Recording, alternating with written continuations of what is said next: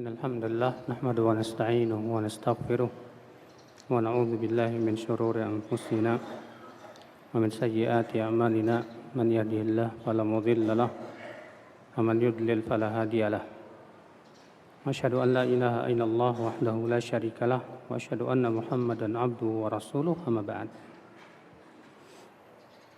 Kemarin kaidah terakhir, kaidah keberapa? 24. Apa itu kaidah ke-24? Apa? Ya, bermaksud tujuan syariat itu menjaga 3 perkara. Yang pertama, menolak mudarat. Yang disebut dengan apa? Daruriyat, betul. Contohnya apa? Menolak mudarat contohnya apa? Ya, dikumpulkannya Al-Quran. Karena karena menolak mudarat hilangnya Al-Quran. Contoh lagi apa? Ya, dibuatnya ilmu-ilmu seperti ilmu nahwu, ilmu sharaf. Ini kalau tidak dibuat ilmu-ilmu tersebut tentu akan memberikan mudarat. Sehingga akhirnya kita tidak bisa membaca Al-Quran dan hadis dengan benar. Kemudian yang kedua apa? Mendatangkan maslahat atau yang disebut dengan al-hajiyat, ahsan. Sesuatu yang sifatnya dibutuhkan. Contohnya apa? Sesuatu yang dibutuhkan contohnya apa?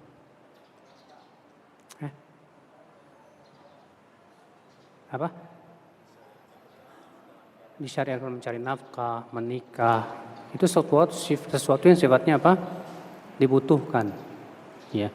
Dan sesuatu yang dibutuhkan terkadang tunazzal manzilatal darurah. Terkadang menempati tempat darurat. Ya. Seperti Nabi SAW melarang untuk membeli kurma yang masih ada di pohonnya dengan kurma yang sudah kering. Iya.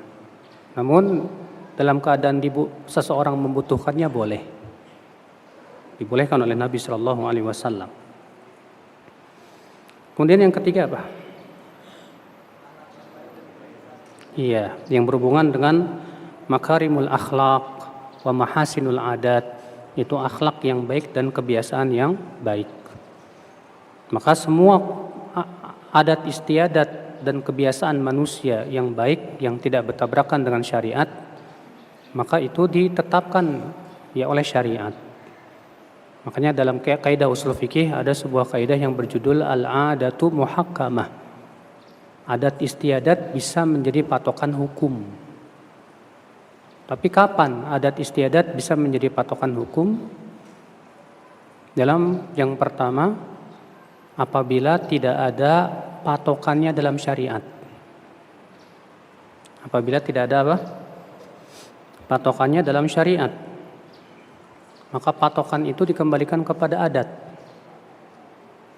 Contoh misalnya, Allah Subhanahu wa taala memerintahkan kita untuk berpakaian, menutup aurat. Tapi Allah tidak menyebutkan apa patokannya.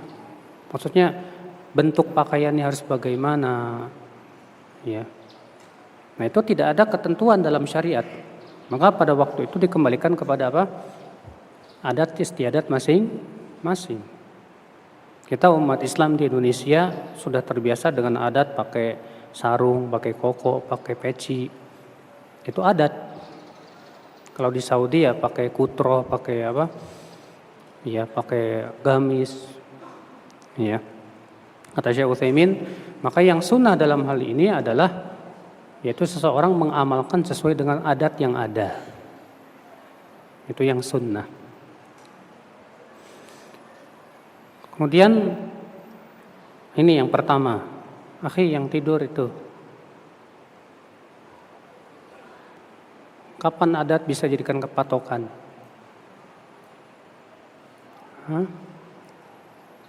Kapan adat bisa jadikan patokan? Nggak tahu. Makanya jangan tidur. Kalau mau tidur silahkan pulang aja. Nggak usah di sini karena kasihan antumnya. Tidur di majelis taklim tuh nggak enak. Iya nggak? Iya. Iya. Kemudian yang kedua, kapan adat bisa menjadi patokan? Apabila adat itu sesuatu yang bersifat umum, mutarid, bukan sebatas adat golongan tertentu, kasta tertentu. Jadi semua masyarakat yang ada di situ memang sudah tahu bahwa itulah adat mereka. Adapun kalau itu bukan sesuatu yang sifatnya umum, hanya orang tertentu saja, atau kasta tertentu saja, atau hanya orang kaya saja, maka itu tidak disebut sebagai apa? Adat. Dan yang seperti ini tidak bisa dijadikan patokan. Yang ketiga, yaitu adat tersebut tidak menyalahi, ya, yaitu pokok-pokok syariat. Adat tersebut ya tidak menyalahi pokok-pokok apa? Syariat dan dalil-dalil syariat. Maka kalau ternyata adat tersebut bertabrakan dengan dalil, maka tentu pada waktu itu adat tidak boleh dipakai. Siapa yang bisa menyebutkan 3 perkara tadi? Yang tidur? Yang pertama apa?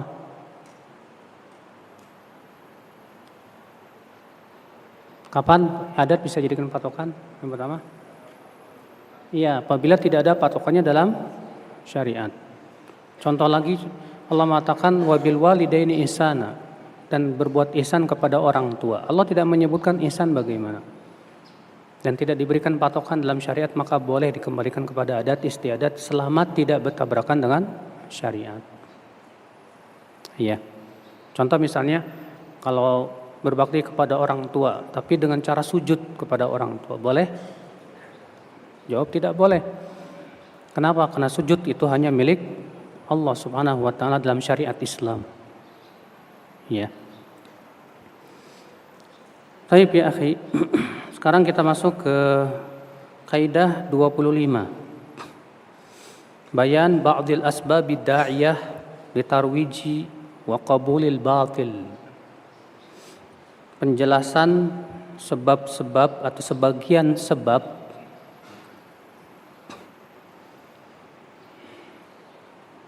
atau cara, penjelasan sebagian cara untuk melariskan kebatilan dan agar kebatilan itu diterima di masyarakat.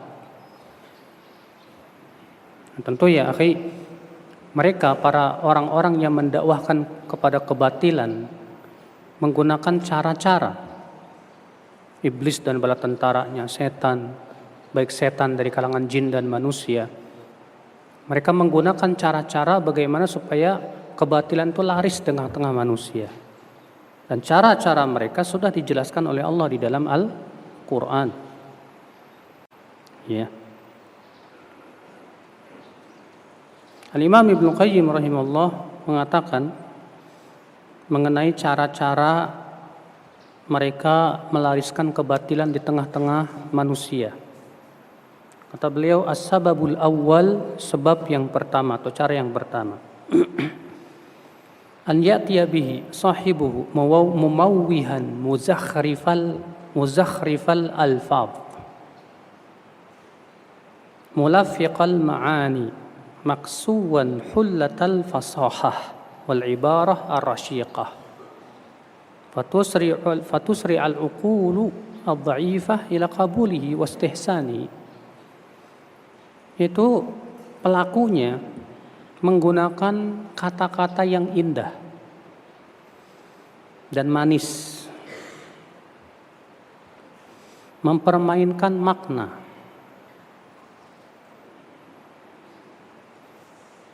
yang dihiasi dengan ucapan-ucapan dan ungkapan-ungkapan yang menyentuh. Ya. Sehingga orang-orang yang memiliki akal yang lemah mudah sekali untuk menerimanya.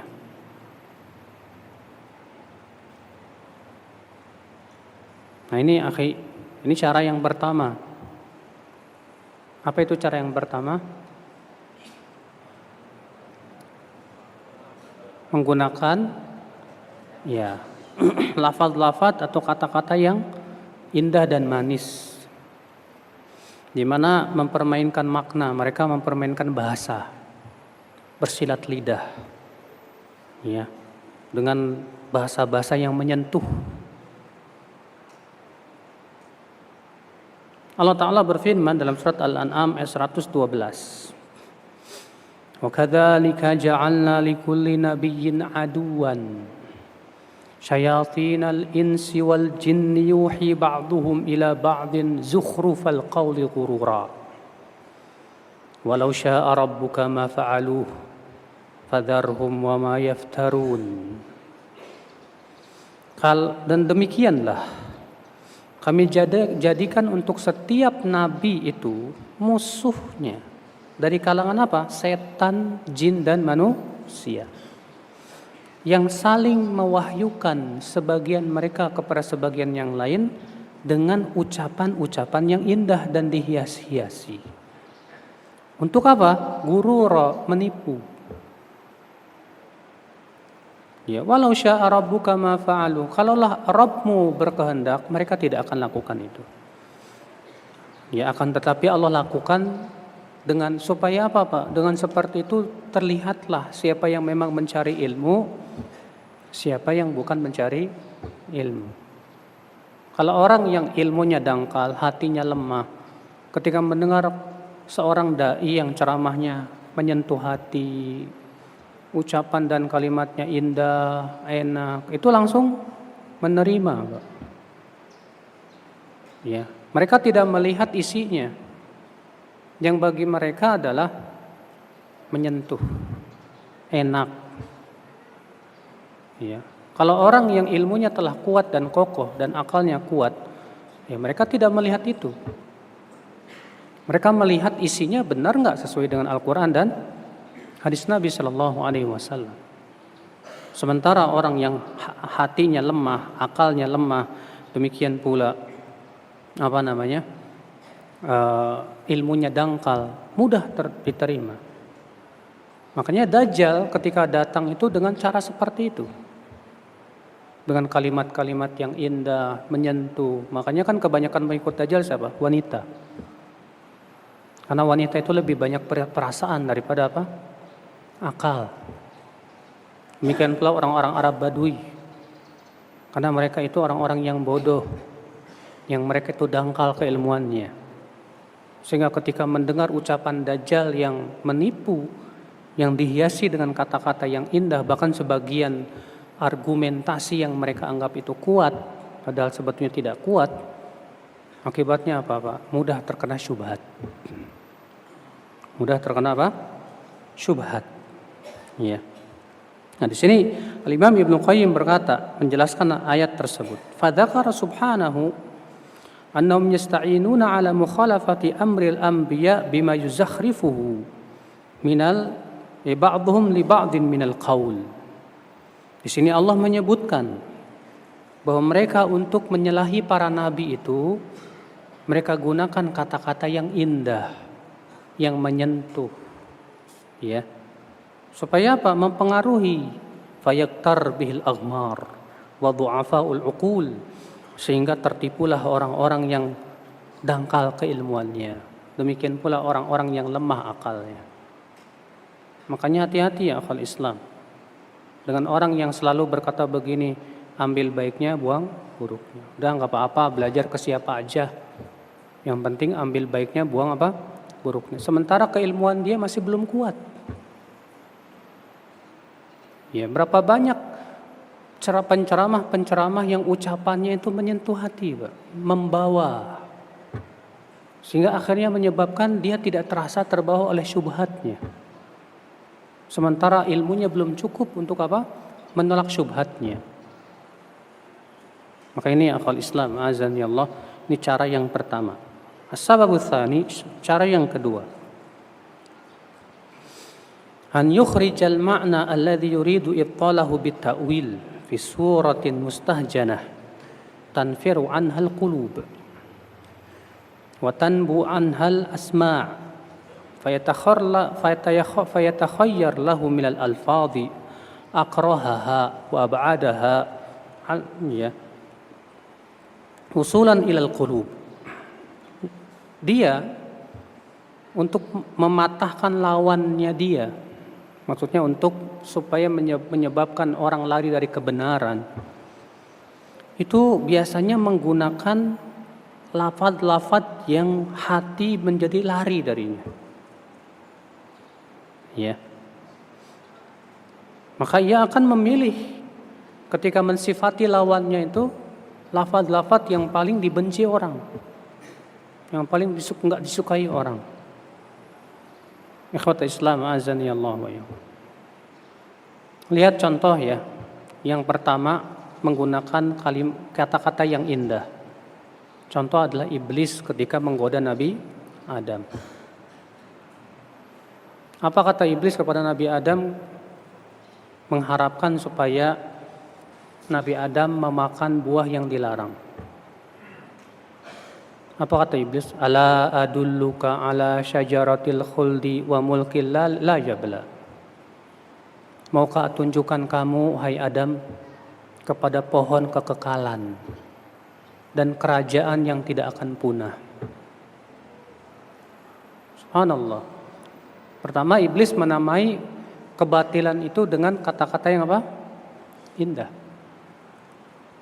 Iya. Kemudian iblis berkata kepada Adam, hai Adam, tidaklah Rabbmu, Tuhanmu itu melarang kamu dari pohon ini, illa antakuna, ya, apa namanya dalam surat Al-A'raf itu, illa antakuna malakaini au takuna minal khalidin. Allah melarang kamu makan pohon itu supaya kamu tidak kekal di surga. Dan supaya kamu tidak menjadi apa? Malaikat. Lihat, kebalikannya malah disifati dengan kata-kata yang mengerikan, tidak Pak? Iya, justru Allah, hai Adam, melarang kamu makan pohon itu sebetulnya supaya kamu itu tidak kekal di surga, hai Adam. Coba Pak, mendengar itu Adam takut nggak Pak? Waduh, saya pengen kekal di surga, saya pengen enak di surga sudah enak, serba ada dan yang lainnya. Nggak harus capek-capek lagi cari nafkah, cari rezeki dan yang lainnya. Tapi sama iblis, justru pohon yang dilarang itu dinamai dengan pohon apa? Kekekalan. Dan bahwasanya larangan Allah untuk memakannya itu disebut apa? Itu supaya kamu tidak kekal. Sudah begitu iblis bersumpah dan menyatakan bahwa dirinya itu lebih tujuannya ingin memberikan nasihat aja. Wa qasamahuma inni lakuma laminan nasihin. Lalu iblis pun bersumpah, sesungguhnya aku, hai Adam, lebih pengalaman dari kamu. Aku lebih tua dari kamu. Aku cuma ingin memberikan nasihat. Masa kamu gak mau menerima nasihat? Tuh lihat ya akhi. Ya. Akhirnya apa yang terjadi? Fadallahuma bighurur. Maka kemudian Adam pun tertipu dan Hawa pun tertipu. Nah, seperti inilah ya akal Islam azani Allah wa yakum. Orang-orang yang melariskan kebatilan itu pertama menggunakan kata-kata yang indah untuk melariskan kebatilannya. Kemudian mensifati kebenaran atau kebalikan dari keyakinan mereka yang batil itu dengan kata-kata yang menyeramkan. Supaya orang apa? Lari. Ya. Di zaman sekarang demikian pula Pak. Orang-orang yang melariskan kebatilan, penyimpangannya, mensifati orang yang berpegang kepada kebenaran apa Pak? Jumud, terlalu tekstual, apalagi Pak, Wahabi, apalagi Pak, macam-macam, ya. Supaya apa? Supaya orang-orang lari darinya. Nah ini itu digunakan oleh mereka. Yang ketiga, ats-tsalits an ya'zual mubtadi'un ta'wilahu wa bid'atahu ila jalil qadr. Mereka berusaha mencari-cari perkataan ulama yang sesuai dengan pendapat mereka. Ketika mereka mendapatkan itu, mereka nisbatkan pendapat tersebut kepada ulama tersebut. Iya. Padahal yang namanya ulama, Pak, manusia yang tidak lepas dari apa? Kesalahan. Dan terkadang mereka memang sengaja mencari pendapat-pendapat ulama yang kebetulan salah, jatuh dalam kesalahan. Makanya kata Abu Zur'ah Ar-Razi, man tatabba'a rukhasal ulama tazandaqa. Siapa yang mencari-cari kesalahan ulama atau ketergelinciran ulama, biasanya dia akan jadi zindik tuh. Oh ya, ini kan pendapat Imam Fulan. Ini kan pendapat ulama Fulan. Contoh misalnya, masalah musik. Hadis-hadis tentang larangan musik udah jelas, sahih. Ijma para ulama salaf pun sudah jelas. Di mana yang menyatakan bahwa ini ijma salafus saleh banyak sekali para ulama seperti Ibnu Katsir, Ibnu Rajab Al-Hambali, Al-Qurtubi, Al-Baghawi, Ibnu Qudamah, Ibnu Hajar Al-Haytami. Sampai-sampai beliau mengatakan orang yang menyatakan bahwa haramnya musik masih diperselisihkan tuh orang yang jahil, kata beliau. Iya. Nah, ternyata ada pendapat di belakangan yang bernama Ibnu Hazm yang membolehkan dengan alasan bahwa hadis dalam riwayat Bukhari itu dhaif. Padahal hadisnya sahih, disahihkan oleh para ulama besar. Nah, dipeganglah kuat-kuat Pak pendapat Ibnu Hazm itu. Ya, kenapa? Karena itu yang sesuai dengan keinginan mereka. Padahal Ibnu Hazm jelas-jelas bertabrakan dengan hadis, demikian pula dengan ijma salafus saleh.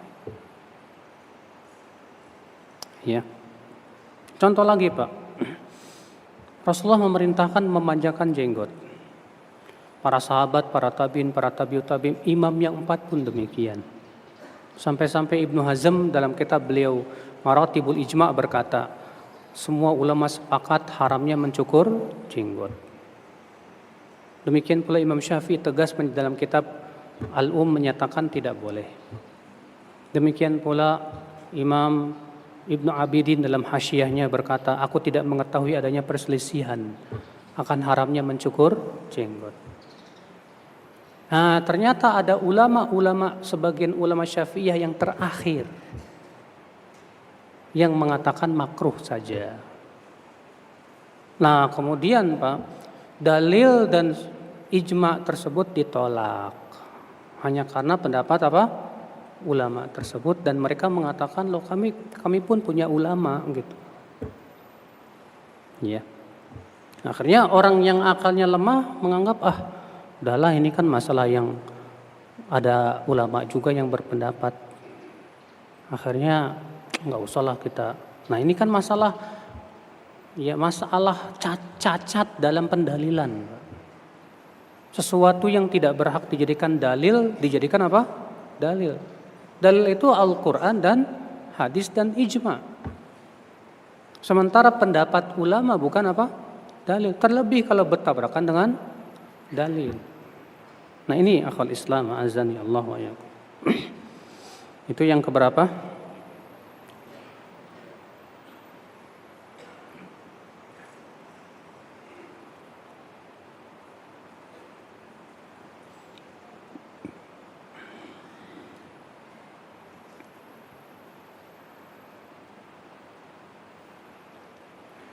Sababur rabi', sebab yang keempat.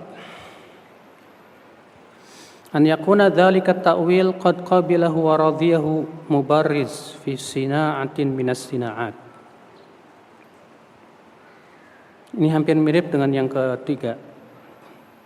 bahwa pendapat yang batil tersebut ternyata dipegang oleh sebagian ulama yang memang punya kekuatan ilmu, dan kebetulan ulama tersebut salah dalam permasalahan itu. Ini bertabrakan dengan dalil-dalil yang sahih dan tegas dan sharih. Ini ya hampir mirip dengan yang tadi. Kemudian yang selanjutnya, akhi, ini banyak sekali beliau disebutkan ini, ya.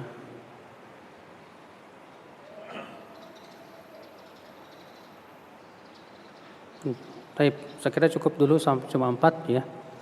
Karena itu khusus butuh pembahasan khusus tentang bagaimana cara untuk mentarwij kebatilan. Sekarang kita masuk ke kaidah yang ke-26.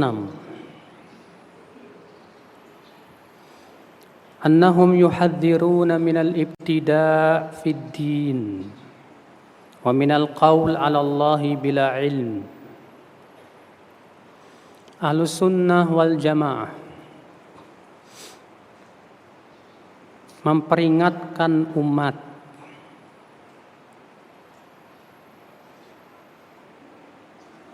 Ahlussunnah wal Jamaah memperingatkan umat dari membuat bid'ah dalam agama. Ahlussunnah wal Jamaah memperingatkan umat dari membuat bid'ah dalam agama. Dan dari berkata atas Allah dengan tanpa ilmu.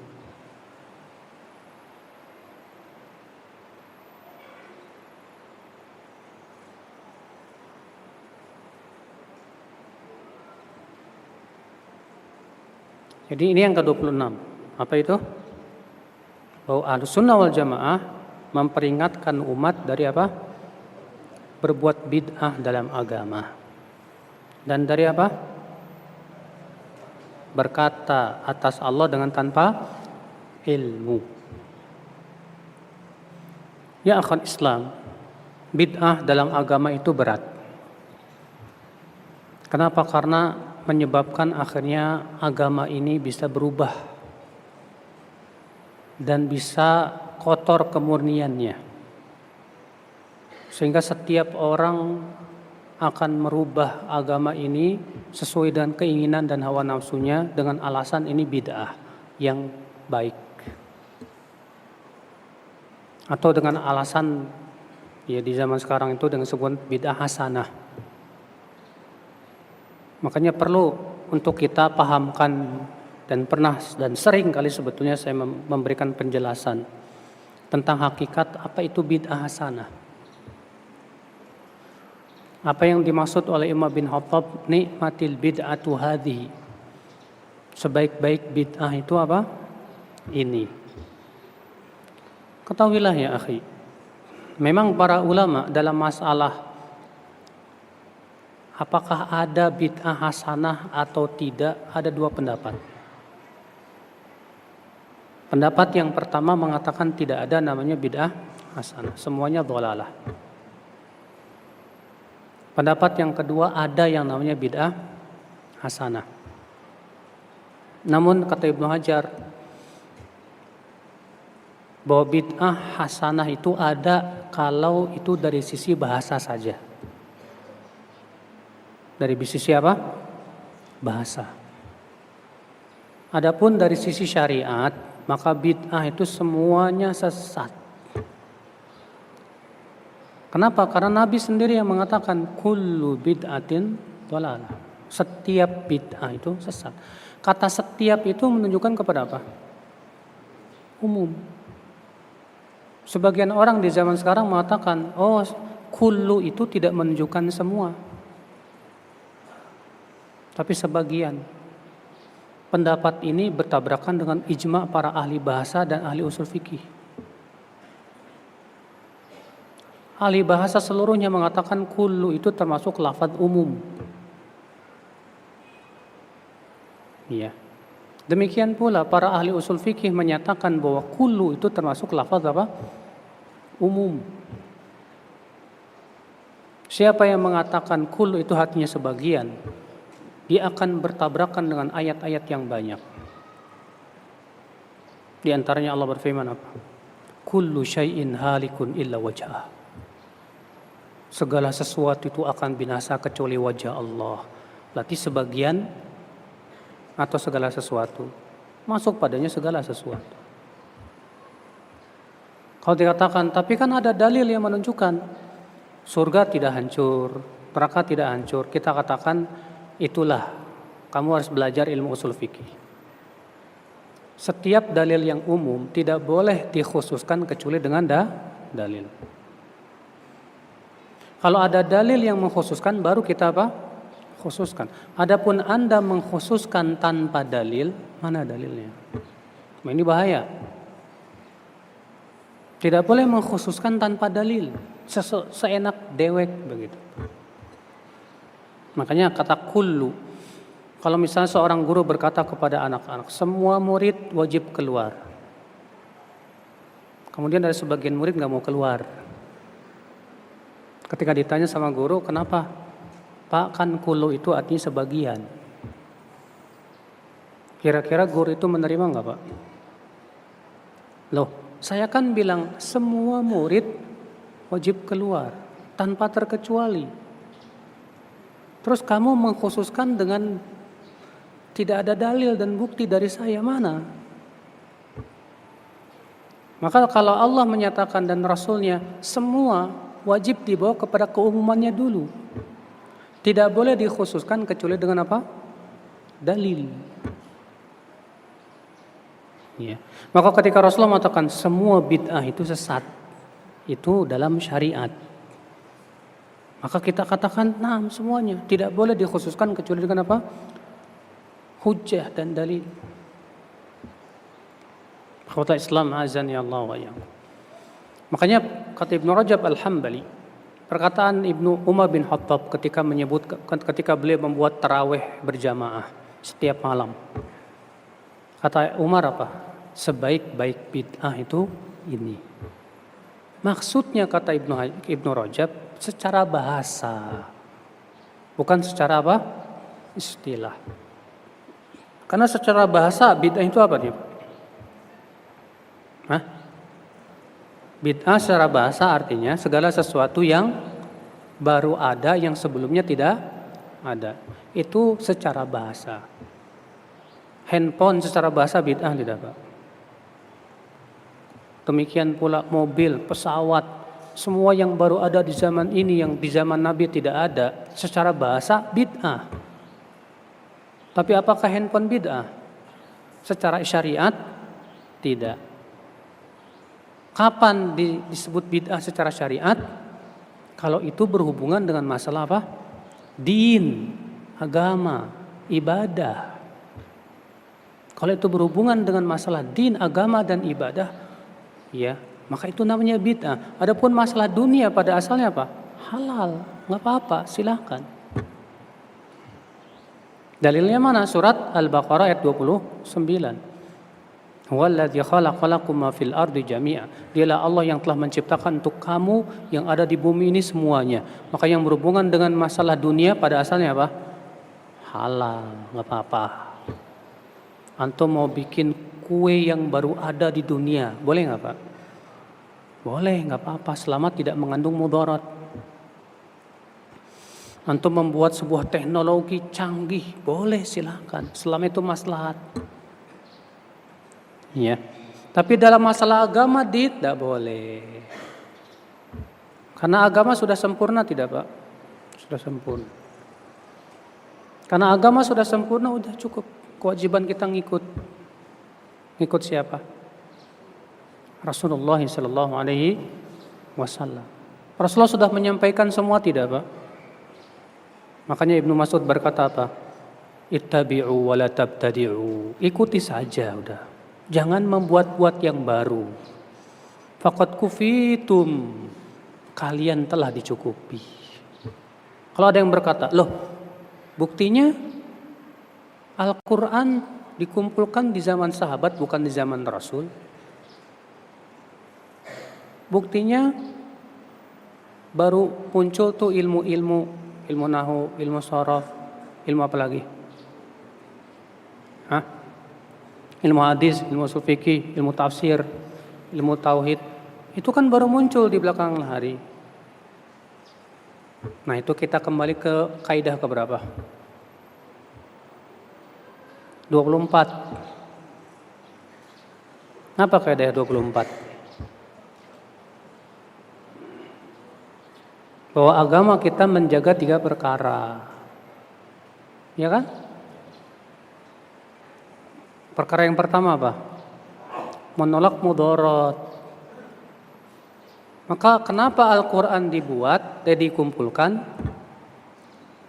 Untuk menolak mudarat. Sebab kalau ini Al-Quran gak dikumpulin, mudaratnya besar tidak Pak? Besar sekali. Bayangkan kalau tidak ada ilmu nahu dan sorof, gimana antum baca Al-Quran, baca hadis? Antum tak tahu mana fa'il, mana maf'ul, mana hal, mana apa. Gimana? Susah. Kalau ilmu hadis tidak ada, gimana kita akan bisa membedakan ini hadis sahih, ini hadis apa? Dhaif. Kalau ilmu tafsir tidak ada, bagaimana kita bisa menafsirkan Al-Quranul Karim? Mudarat tidak Pak? Mudaratnya besar sekali Pak. Maka untuk menghilangkan mudarat ini penting. Yang kayak ginian ini Pak tidak disebut bid'ah secara syariat. Walaupun secara bahasa disebut apa? Bid'ah. Secara bahasa disebut bid'ah, betul, karena memang belum ada sebelumnya. Tapi secara syariat tidak disebut bid'ah. Imam Syatibi mengatakan bahwa itu disebut dengan maslahat mursalah. Nah, sebagian ulama berpendapat ini yang disebut dengan bid'ah hasanah. Itu yang dimaksud oleh mereka. Ikhwata Islam, azani Allah. Faham tidak Pak? Faham? Ya, makanya kaidah-kaidah ini kalau antum pahami betul-betul ya, satu persatu insya Allah antum paham. Ya. Nah itu ya, akhi, azani Allah wa yakum. Siapa yang pertama kali berbuat bid'ah dalam agama Pak? Kaum Nasrani. Allah menyebutkan itu di dalam surat Al-Hadid ayat 27. Allah Ta'ala berfirman, wa rahbaniyatan ibtada'uha ma katabnaha alaihim. Dan kependetaan rahbaniyah yang mereka ada-adakan, yang tak pernah kami wajibkan kepada mereka. Iya. Makanya kata para ulama apa? Ketika menafsirkan Rasulullah ketika menafsirkan ghairil maghdubi alaihim waladdallin. Al-maghdub siapa? Yahudi. Ad-dallin siapa? Nasrani. Kenapa orang Yahudi itu dibenci? Karena mereka berilmu tapi tidak beramal. Kenapa orang Nasrani itu dibenci, tersesat? Karena mereka beramal tanpa ilmu, akhirnya jatuh kepada kebid'ahan. Ya, makanya kata Sufyan ibnu Ujainah, ulama umat Islam yang tidak mengamalkan ilmunya maka menyerupai siapa? Yahudi. Dan ahli ibadah umat Islam yang beribadah tanpa ilmu tapi berbuat bid'ah menyerupai siapa? Nasara. Ya, Nasrani. Maka ahlu sunnah wal jamaah, ahlu sunnah wal jamaah selalu segala sesuatu tanya dulu dalilnya apa.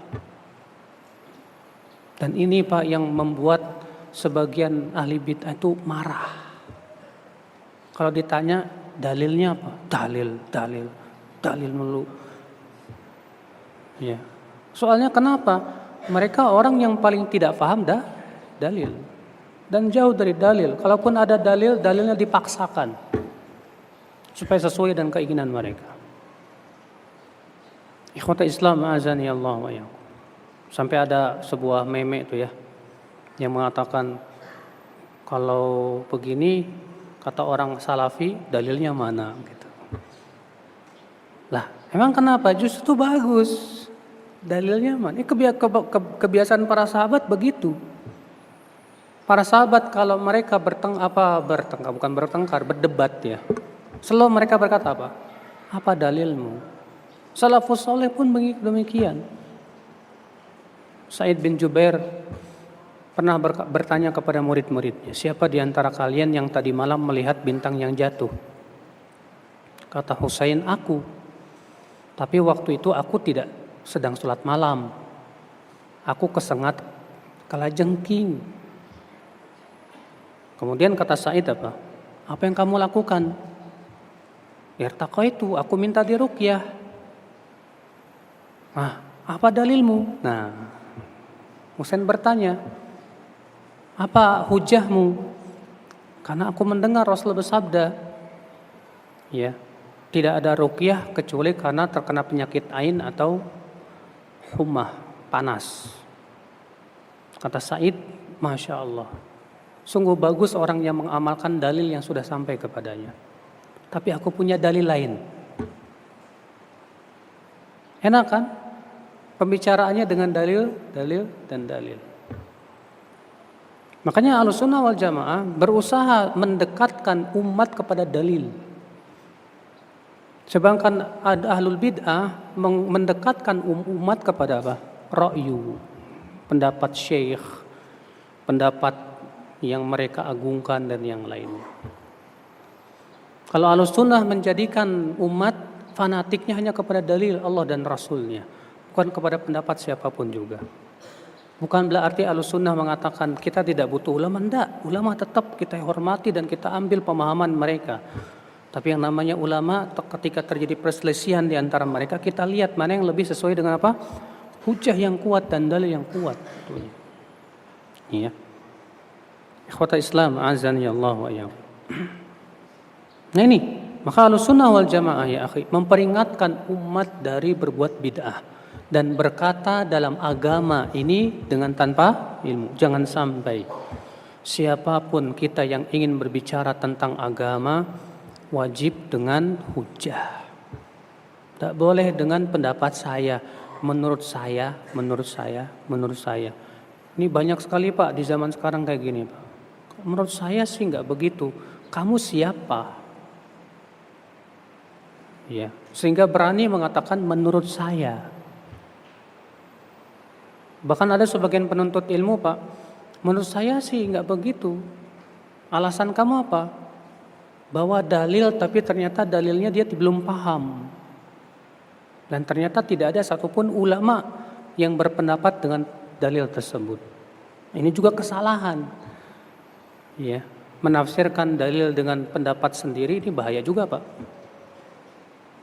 Ikhwata Islam azani Allah wa iyyakum.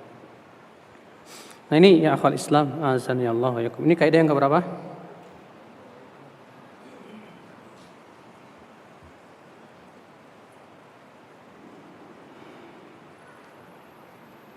Baik, sekira cukup sampai di sini. Subhanallah bihamdik, asyhadu an la ilaha illa anta, astaghfiruka wa atubu ilaik. Assalamualaikum warahmatullahi wabarakatuh.